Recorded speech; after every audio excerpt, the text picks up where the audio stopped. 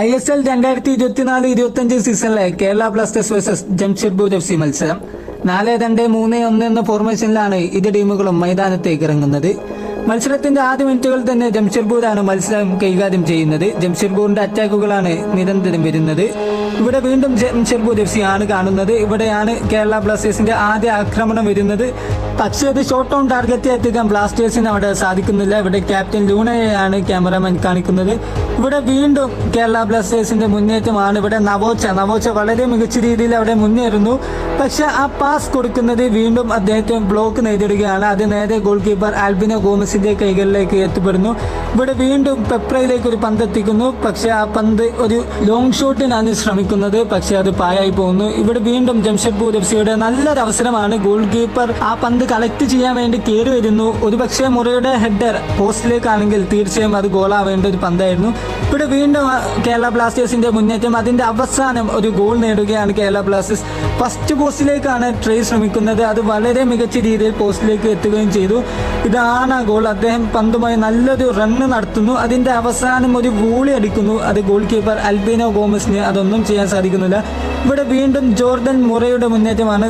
അദ്ദേഹത്തിന്റെ നല്ലൊരു ഷോട്ട്, പക്ഷെ അതിലും മികച്ചൊരു ടാക്കിൾ, ഒരു ബ്ലോക്കാണ് നമുക്ക് അവിടെ കാണാൻ സാധിക്കുന്നത്. അതിന് വീണ്ടും ഒരു കോൺട്രാക്ട് എടുക്കാൻ കേരള ബ്ലാസ്റ്റേഴ്സിന് സാധിക്കുന്നില്ല.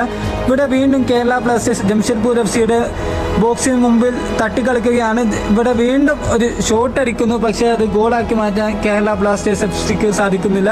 പെപ്രയുടെ ഷോട്ടായിരുന്നു. ഇവിടെ വീണ്ടും ജംഷഡ്പൂർ FCയുടെ മുന്നേറ്റങ്ങൾ, പക്ഷെ അതും ലക്ഷ്യത്തിലെത്തിക്കാൻ സാധിക്കുന്നില്ല. ഇവിടെ ആദ്യ വിക്കറ്റ് പിന്നിടുമ്പോൾ കേരള ബ്ലാസ്റ്റേഴ്സ് FC 1-0 എന്ന സ്കോറിന് ജവഹർലാൽ നെഹ്റു സ്റ്റേഡിയത്തിൽ മുന്നിട്ട് നിൽക്കുന്നു. കോറോ സിംഗ് നേടിയ ആദ്യ ഗോളിലാണ് കേരള ബ്ലാസ്റ്റേഴ്സ് ഇവിടെ മുന്നിട്ട് നിൽക്കുന്നത്. മത്സരത്തിന്റെ രണ്ടാം പകുതിയിൽ ജംഷഡ്പൂരിന്റെ ഒരു മികച്ച ശ്രമമാണ്. പക്ഷേ ഗോൾ കീപ്പർ സച്ചിൻ സുരേഷിന്റെ അതിലും മികച്ചൊരു സേവിനാണ് കേരള ബ്ലാസ്റ്റേഴ്സ് അവിടെ രക്ഷപ്പെട്ടു പോകുന്നത്. ഇവിടെ വീണ്ടും റൈറ്റ് വിങ്ങിലാണ് കേരള ബ്ലാസ്റ്റേഴ്സ്. അവിടെ ലൂണയിലേക്ക് പന്തെത്തുന്നു. ലൂണ ബോക്സിൽ നല്ലൊരു ശ്രമമാണ് നടത്തുന്നത്. പക്ഷെ വീണ്ടും അത് ഒരു ഗോളിലേക്ക് എത്തിപ്പെടാൻ കേരള ബ്ലാസ്റ്റേഴ്സിന് സാധിക്കുന്നില്ല. ഇവിടെ വീണ്ടും വിപിന്റെ നല്ലൊരു ട്രൈ, പക്ഷേ നിരന്തരം ശ്രമിക്കുകയാണ് കേരള ബ്ലാസ്റ്റേഴ്സ്. പക്ഷെ അത് ഗോളാക്കി മാറ്റാൻ അദ്ദേഹത്തിന് അവിടെ സാധിക്കുന്നില്ല. ഇവിടെ ഒരു സ്വിച്ച് ഓവർ വരുന്നു ജംഷഡ്പൂരിന്റെ ഭാഗത്ത് നിന്നും.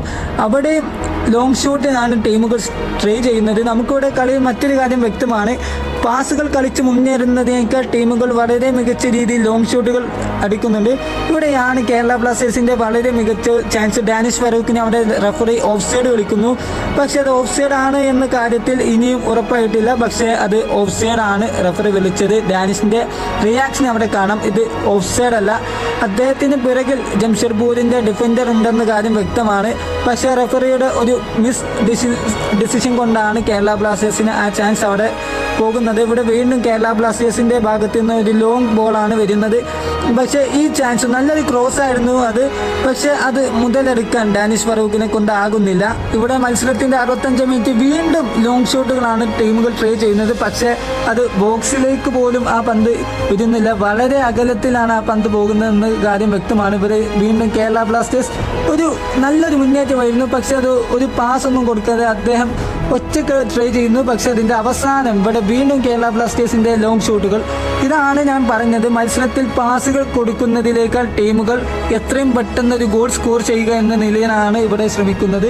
ഇവിടെ ജംഷഡ്പൂർ FCയുടെ കോർണർ കിക്ക്, അതിൽ നിന്നും കേരള ബ്ലാസ്റ്റേഴ്സിന്റെ കോർണർ, പക്ഷെ അത് ഗോളാക്കി മാറ്റാൻ സാധിക്കുന്നില്ല.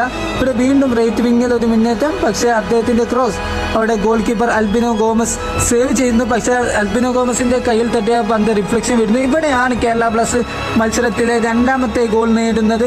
പക്ഷേ ഇതിനും റഫറി ഓഫ് സൈഡ് വിളിക്കുന്നു. ഇവിടെ ഡാനിഷ് ഫറൂഖ് ആ ഗോൾ സെലിബ്രേറ്റ് ചെയ്യുന്നു. പക്ഷേ അപ്പോഴേക്കും ആ പന്ത് റഫറി ഓഫ് സൈഡ് വിളിക്കുന്ന ദൃശ്യമാണ് ഇവിടെ കാണാൻ കഴിയുന്നത്. ഇവിടെയൊക്കെ ഇതാണ് റഫറി പറയുന്നത്, ഇത് ഗോളല്ല, ഓഫ് സൈഡ് ആണ്. ഡാനിഷിന്റെ റിയാക്ഷൻ ഇവിടെ വ്യക്തമാണ്. എന്തൊരു വിധി ഇത് എന്നുള്ള റിയാക്ഷനാണ്. ഇവിടെയാണ് അത് കാണുന്നത്. പെപ്ര പന്തിനെ ഹെഡ് ചെയ്യുമ്പോൾ ഡാനിഷ് ഓൺ സൈഡിലാണ്.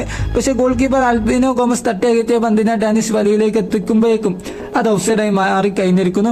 ഇവിടെ മത്സരത്തിന്റെ 85 മിനിറ്റിലാണ് ഡ്രിങ്സിച്ചിന്റെ ഒരു സെൽഫ് ഗോൾ വരുന്നത്, ഒരു ഓൺ ഗോൾ വരുന്നത്. അദ്ദേഹം അത് ഒരു ഒഴിവാക്കാൻ പന്ത് ക്ലിയർ ചെയ്യാൻ ശ്രമിക്കുന്നതിനിടയിൽ കേരള കേരള ബ്ലാസ്റ്റേഴ്സിന്റെ വലയിലേക്ക് തന്നെ ആ പന്ത് വരുന്ന ഒരു കാഴ്ച.